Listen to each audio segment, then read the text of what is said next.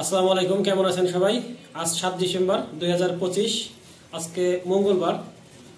আজকে ফরিদপুর অঞ্চলে হাট আছে, এই রসুলপুর বাজার, নগরকান্দা। ওইখানে আমরা খোঁজ নিছি যে আজকে পাটের কিরকম দর যাইতেছে।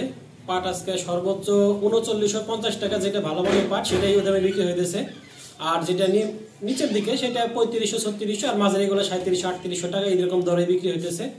আর পাটের দামটা একটু বাড়তির দিকে, গতকালকেও 4000 টাকা বিক্রি হয়েছে, আজকে হয়তো 50 টাকা কম, তবে 4000 টাকার পাট বাজারে হয়তো দুই চারটা থাকবে, এমন না যে থাকবে না। 4000 টাকা আজকে খুঁজলে পাওয়া যাবে দু একটা, তবে অ্যাভেলেবেল পাওয়া গেছে 3950 টাকা এরকমই।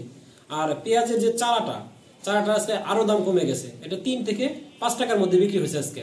তার মানে এই চারাটা একবারেই খুবই নিচের দিকে নেমে গেছে। যে সব কৃষক ভাইরা অনেক টাকা বীজের কিনে খরচ করে লাগাইছিল বা বোনাইছিল, এখন চারা করছিল, তাদের অবস্থা খুবই খারাপ, তারা একবারে দামটা উঠাতে পারতেছে না। এই হলো চারার অবস্থা। আর পেঁয়াজ, যেটা কাঁচা পেঁয়াজটা আমরা ওইভাবে আজকে খোঁজ পাইনি, কারণ এই কাঁচা পেঁয়াজটা সাধারণত দুপুরের পরে ওঠে। এখন যেহেতু সকালে নিউজ করতেছি, গতকালকে বিক্রি হয়েছে আমরা জানি 14 থেকে 1600 টাকা মন।